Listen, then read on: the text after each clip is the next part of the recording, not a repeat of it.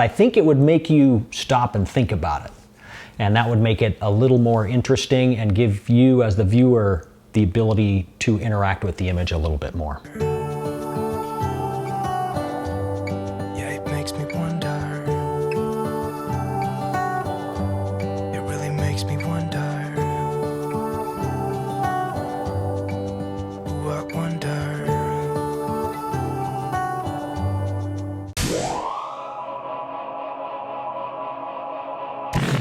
Hello everybody, good afternoon. I'm Steve Mathis, and today I'm going to talk about image editing, but not in kind of the traditional way of how to edit an image in Lightroom or something like that. I happen to be using Lightroom, but this is not a Lightroom tutorial. It's more of a conceptual thing of how you might want to edit your images to evoke a certain feel or mood or emotion. And just give you an idea on that. So I had this particular image that I'm going to talk about today was photographed during a vlog that I did back in December, with a pygmy owl, a northern pygmy owl in Jackson Hole, Wyoming.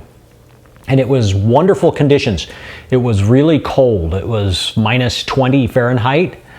And I found this pygmy owl before the sun came up, and spent quite a bit of time with it. And it basically just sat there until it got warm enough for it to start moving around and hunting. And so during that time when it was just sitting there, the light was changing constantly with the pink sky behind it and then the sun coming up. And one of the things that happens when it's really cold is that ice crystals kind of spontaneously form and crystallize and start to like snow down out of the sky a little bit. And it's a regular occurrence when it's cold, but it's not regularly cold enough for that to happen. So that was happening on that particular morning. And some of the branches that the owl was sitting on were covered in a little bit of hoarfrost. And then we had these little kind of almost snowflakes coming down, although it was clear blue sky. It's little ice crystals forming just out of the moisture that's in the air when it's that cold. And I shot this particular photo with the Nikon Z9 and the Nikon 400mm f2.8 lens with a 2x teleconverter on it. So I was shooting at 800mm. I was shooting at base ISO 64, and at f16 on this particular photo because I wanted a little bit of depth of field to cover the owl and some of the branches that it was sitting on. And even at 800mm, the distance I was photographing that owl was roughly 50 feet. And even at f16, we've only got about a foot of depth of field there. So some of the branches aren't quite tack sharp. That's fine, not a problem. But as are some of the ice crystals not sharp, which is actually, I think, helpful to the image. But that's the background on the image. The image we're talking about happened as the sun had just come up above the horizon, and I was able to position myself so that the owl was positioned directly in front of the sun. I was at 1/12,800th of a second on the shutter speed for this image. And I was in manual mode. It's a really tricky exposure shooting straight into the sun. So those tricky exposures, I typically like to just be in manual mode for those. So the straight out of the camera, the image looked like this. And there are a couple of problems with this that I don't love about it. So some of the Lightroom things that I've done to this image is I cropped it a little bit. I don't particularly like the this branch in the background down here in the lower right. So I wanted to crop that out. And then I darkened it by another 2.5 stops, even darker than what I shot it at here. I shot it nice and bright, but you know, you can only get it so dark when you're shooting straight into the sun. Like the sun's always going to be pretty much overexposed here. But when I got the image back to the computer, I darkened it another 2.5 stops to get the feel of the image that I wanted anyways. I added some clarity and some texture to help bring out the ice crystals in the air and the ice crystals that are on the hoarfrost. Sorry if you hear some little clicking noises. That's my dogs walking around, and that's their toenails on the wood floors. So I apologize for that if that's happening. What else did I do? I guess that's about it. It was actually a reasonably simple edit. Just darkening it, adding some clarity and some texture to bring out the ice crystals a little bit more. And so with those changes, this is what the image looked like. And I really like it. I dig this image. It's great. So it's a northern pygmy owl, which is an owl that's like this tall. So it's very small. And that's the sun coming up right behind it with the ice crystals around it. And silhouette, of course, there's no way you could get any kind of detail in that owl shooting straight into the sun. But I dig this as an image. Now, I tend to like to look at most of the images that I like in black and white as well. And so this is the image that I processed first, and I really dig it, but then I decided to look at it in black and white as well.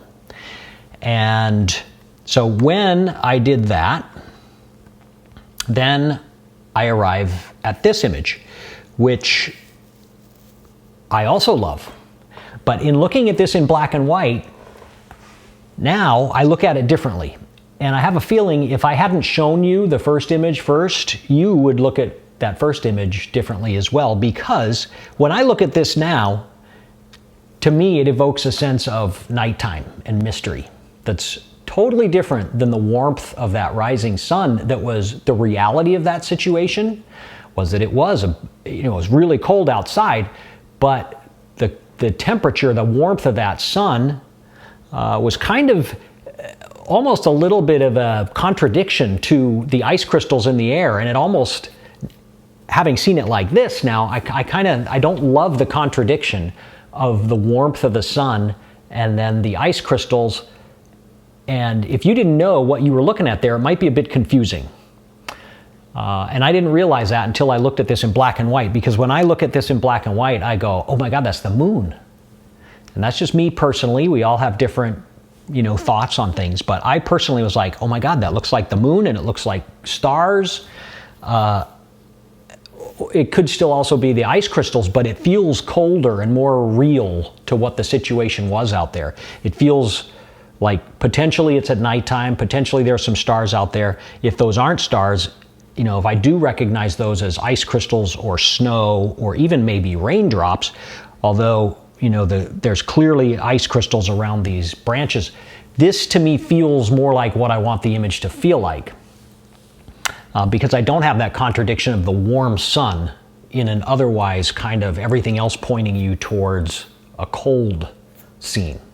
Does that make sense? It does to me. But anyway, so this, just a simple, convert it to black and white real quick and see how it looks.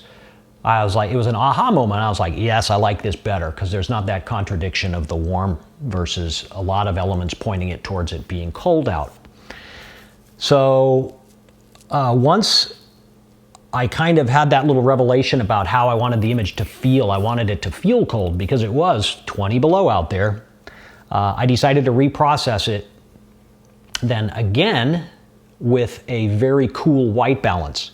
So at that point, I went into the original warm image, left everything else the same, but I just took the white balance way down to like 2500, which is very cool white balance.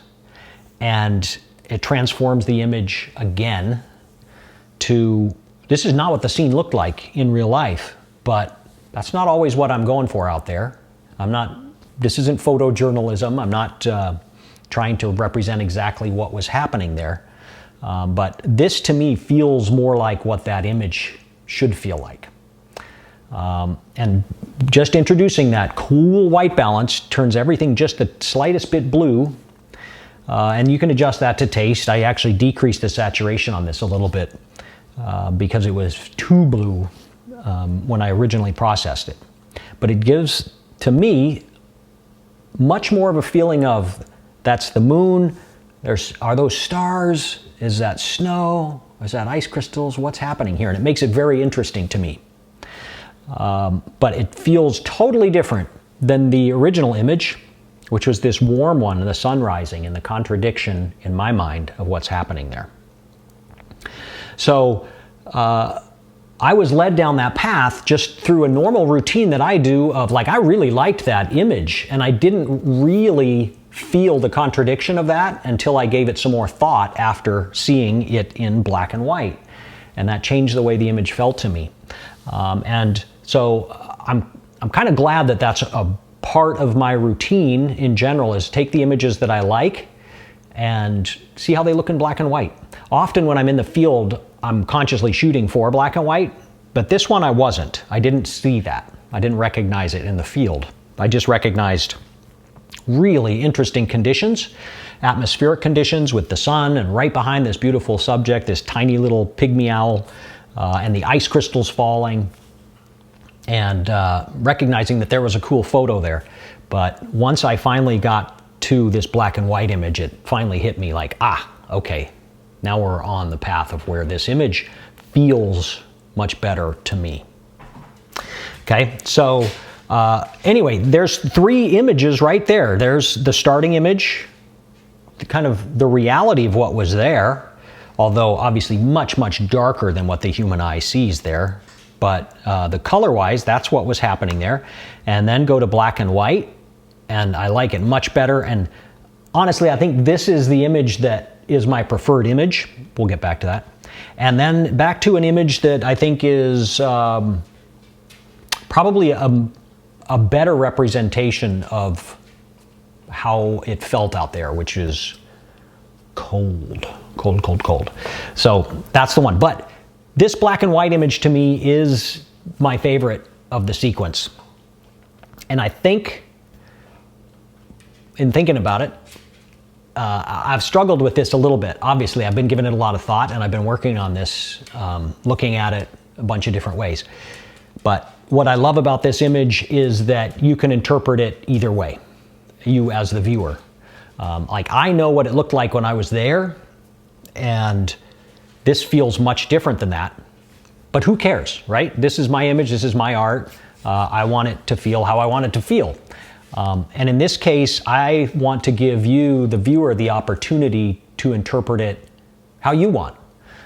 So you could interpret it as the sun rising. I think it's a bit of a stretch. If you just saw this image out of nowhere, I'm not sure a ton of people would think it's the sun. Maybe I'm totally wrong on that. But if I made it this blue, the cool white balance image, I think very few people would actually interpret that as being the sun. But as the black and white, I think it's reasonable that probably more people would think it's the moon, but some people would think it's the sun. But I think it would make you stop and think about it. And that would make it a little more interesting and give you as the viewer the ability to interact with the image a little bit more.